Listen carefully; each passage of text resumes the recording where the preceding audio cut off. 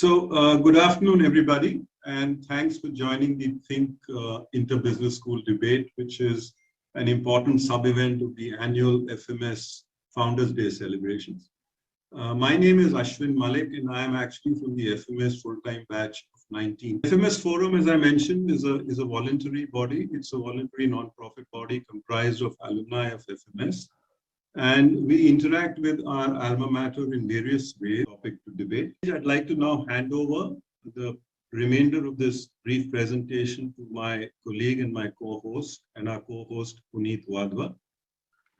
Thank you, Mr. Malik, for the warm introduction. It's a beautiful day, and I hope everybody is as excited as I am for the THINC debate.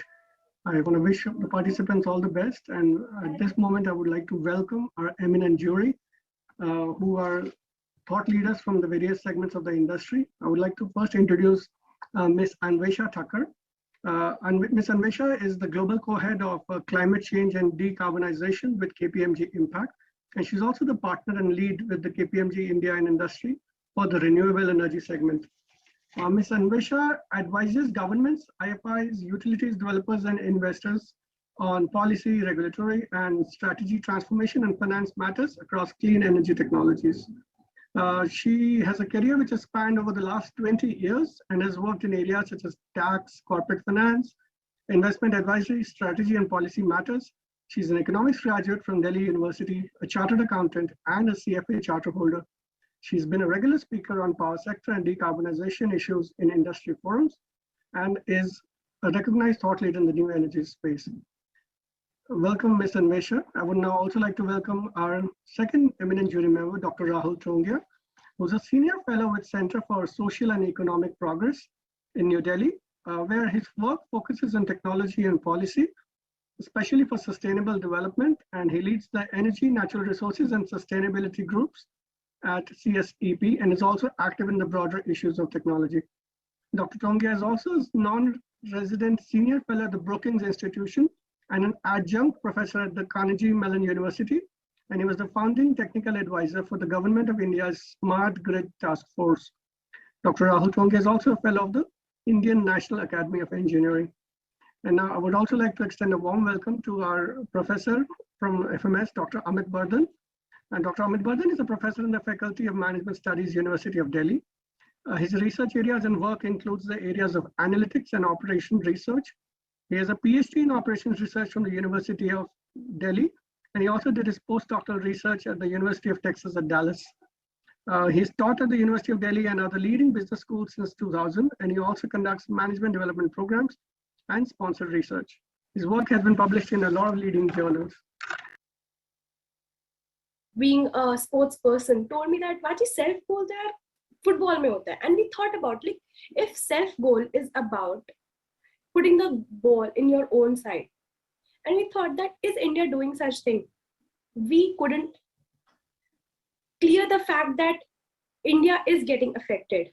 But when we look at it from the global perspective, our thoughts were completely changed. And in the upcoming slides, we'll be able to explain why we think that we are going against the motion. First, let's talk about the introduction. India is largest consumer of coal.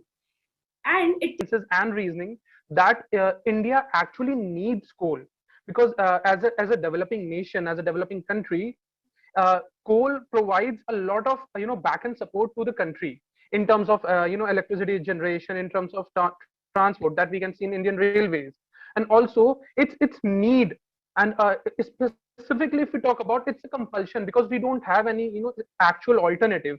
And if we talk about some of the alternatives that we'll be talking in the later slides, but still we are not capable of managing the whole country for a longer time. So for that we'll be needing, of course, it has some of the adverse effects on the climate of India, and also on the nature and the every components of the nature, but still we can reduce the usage by with time. In India, while you'll see aspiration in coal. Thermal mainly run on coal actually contributed 71% of the electricity generated in India over the past year. even though they accounted for only 55% of the total installed generation capacity. Thus, this capacity is very comparable to that of renewables, but they yield a far smaller output. If this is not enough to understand India's dependence on coal right now, we can even explore its economic implications, which are actually huge. Coal India Limited alone contributed to almost 3% of the annual revenue earned by the government, and it also directly employs 2.7 lakh workers. This is notwithstanding the 10 to 15 million dependents that actually live informally under India's coal belt. To further emphasize how important coal is to India right now, we can consider the recent coal crisis that just took place. There was a crippling coal shortage to thermal power plants, because of which, and because of increasing international prices of coal in some of the Indian states. So let's look at some of the challenges and issues that our favorite renewable resources face. The low prices of wind and solar projects disguise the structural costs renewable energy poses for grids when deployed at larger scales. Slew of the problems mentioned here can be attributed to something known as intermittency. Coal about the dependence of India over the coal, over the resource coal, and the much high price was nothing but due to the certain reasons that accounts to COVID-19, the rainfall, and the international price rise itself. Now, as we all know that India has a huge dependence on coal, and beside that, if we talk about the other resources, the renewable resources, we all know, and I believe that every one of you will agree with me that we cannot totally be dependent on the other resources. That is why the word that used in the Glasgow summit was phase down, but not at all the phase out. With that, I would like to It's a state-run enterprise, and they had ensured that they'll increase their supply from 1.7 million tons to 1.9 million tons. Next, they can control their supply of power. They can do this by rationing domestic power in India, especially the rural and semi-urban areas. Next, we'll talk about the price incentives. Soaring power trend which we are expecting. So based upon a Brookings report which was given, it's expected that coal's overall contribution within the energy production will go down. But talking about in absolute terms, it will still go up. So as of now, this was 70%, and it's expected to reach 50% by 2030 or something about that number, which was given by the Brookings report. And taking that into consideration, we can say that that since we are seeing that the usage of coal is gonna go up. So the deaths that we are seeing because of the air pollution we can also expect that to increase, since the coal usage of coal is increasing within the country. Second thing that we can see is that since we need to maintain and keep up these production facilities such as the coal powered power plants. So the investment or the resources which we are spending on this are being diverted from the resources that we could have spent on renewable energy and kind of made more progress in that sector, which could have improved the lives of people, as well as which could have made Indian technology much better in terms of renewable resources. Finally, its impacts on environment is also there, right? So deforestation, because a lot of big plots of land are to be cleaned for mining these coal and all that in the future, just because the coal we are presentation is that we would like to identify critical barriers to change. What are those critical factors that are preventing us from moving from coal to more renewable sources? We have identified 4 major sources, and we'll be going through each of them one by one. The first biggest factor is the lack of investment capital for renewables in India. The Indian government is perennially cash strapped, and the problem of missing capital is compounded by the fact that there are many leaks in the system. There is institutionalized corruption, there is unscientific investment, time and resource consuming bureaucracy, and even crony capitalism, which takes away precious resources that needs to be invested in the clean energy financing. The proposed solution that we'd like to bring is that a polluters pay style international policy, where historically polluting nations are required to make investments to support renewable energy in developing and underdeveloping nations. This is inspired from the current carbon credit regime, which we believe is something that needs to be developed even further. The second solution would A seed, the one that shoots up, springs. Life that kindles, never dies out. Arrow, a goal that inspires. Future that intrigues, amazes. In a new, fresh, invigorated form to take the giant stride. STL, Beyond Tomorrow.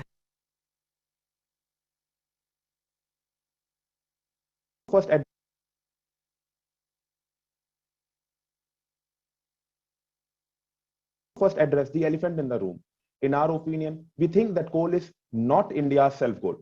Rather than, we think that we are towards the end of the first half of the game, and for us, the actual game has just begun. For this debate, we are considering the usage of coal in the energy sector. The sector, being the prime, consumes around 70% of the total coal burnt in the country. 100 plus coal-fired power plants are consuming more than 800 million tons of coal, making India the third largest consumer as well as greenhouse gas emitter. This energy sector is also where we think significant work can be done to reduce the impact of coal on our climate. It is evident that India needs coal.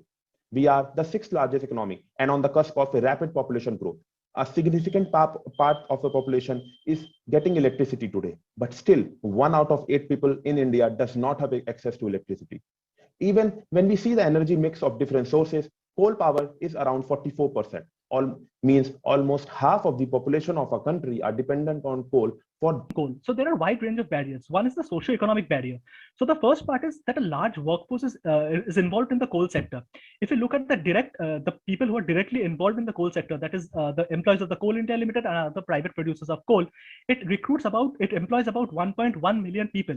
And if you look at the informal sector, for example, the coal trucking industry, there is another 1.2 million people that is employed.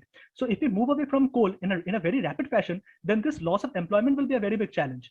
Next comes the geographic distribution of benefits and harms.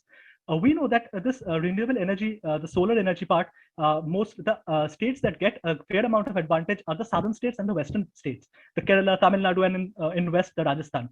But as far as the coal mining states are concerned, it's India can't live without coal. India is the world's 3rd largest emitter of fossil fuels, and it still relies heavily on coal. As nations are urged to phase it out, how easy will it be for India, which is a fast-growing and developing nation, to ditch the crucial energy resource? So let us try to understand the dependence of India on coal. It accounts for more than 70% of India's energy production. In the last decade, India's coal consumption has nearly doubled. The country continues to import large quantities of coal and is planning to open dozens of new mines in the near coming years. Then it is a lifeline for local communities. So as many as around 4 million people are employed directly or indirectly in India's coal industry. Dependence on coal for power grid. As we all know that India's dependence on coal for power grid is huge. Like in spite of the renewables push, coal still accounts for about 50% of India's installed power capacity. But if we talk about the current pandemic situation, as the coal production has been reduced to almost 5.91 million metric tons, which is indeed a huge number. So the question arises that the current shortage of coal is raising the specter of long power outages. If I talk about the reports of September 2021 thermal power, then power generated from burning coal gas in petroleum comprised of 60% of India's capacity in the power generation, out of which 60%, coal alone accounted for almost 50%, and the renewables such as need to set defined standards which are different for each of these countries based on where they are on the development index and how they plan to approach climate change in the future.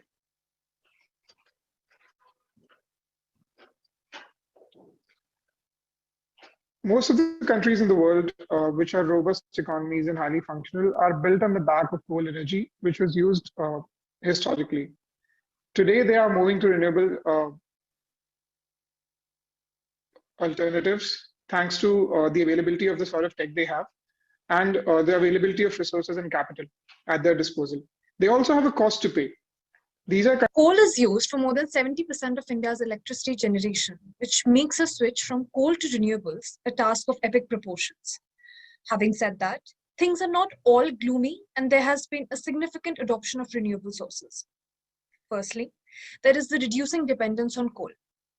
Coal's role as the primary source of energy for generating electricity for India will reduce. It contributed to 56% in 2017 and is set to reduce to 48% in 2040.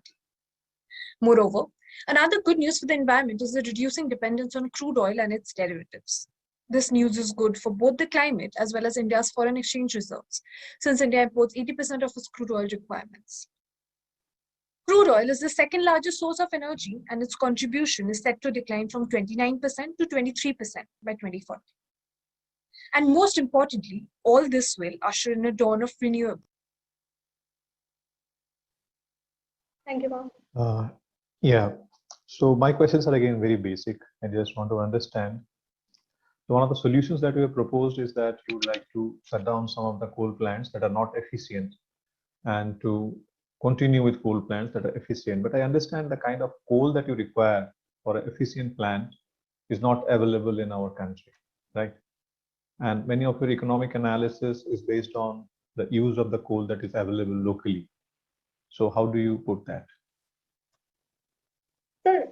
So India, the presenters have been dwelling a lot into the electricity sector, while of course, transport as well as industry is a major consumer of coal.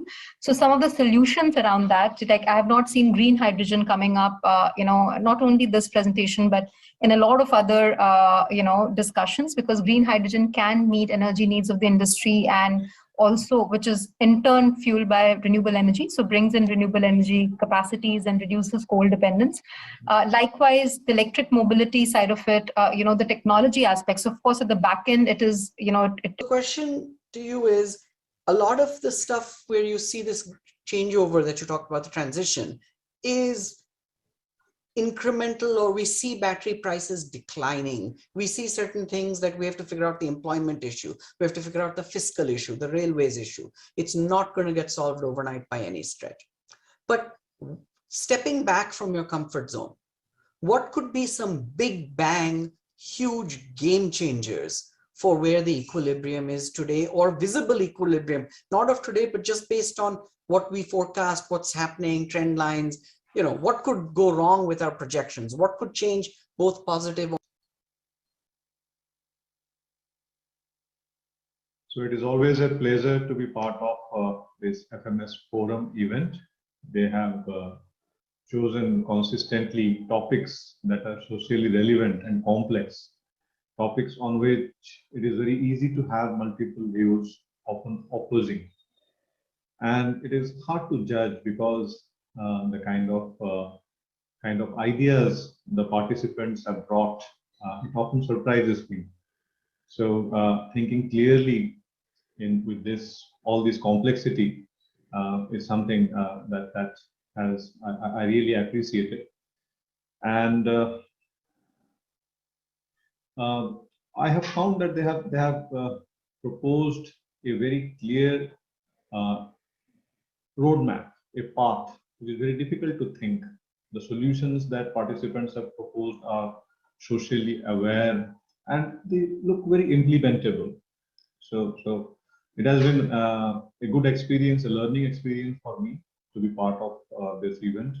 This second year that I have been part of the jury, a learning experience for me, definitely. I congratulate the FMS Forum for successfully organizing this event. And I look forward to such events in future and their continuous growth and patronage. Thank you. IIM Bangalore with Disha Batra, Shubham Kumar that take home cash prize of rupees 25,000. Congratulations to both of you. Would you like to say a few words? Thank you so much, everyone. We had a great experience working on this, both the deck and interacting with the judges as well as the panelists. The question and answer session was especially thought-provoking and engaging, and the organization was very smooth. So thank you, FMS, for organizing and inviting us on this platform. Congratulations to both of you. Shubham, do you want to say something? I think Disha has covered most of it, but yeah, thanks to FMS and the opportunity given to us. It was a great learning experience. Wonderful, and kudos to both of you. Fantastic.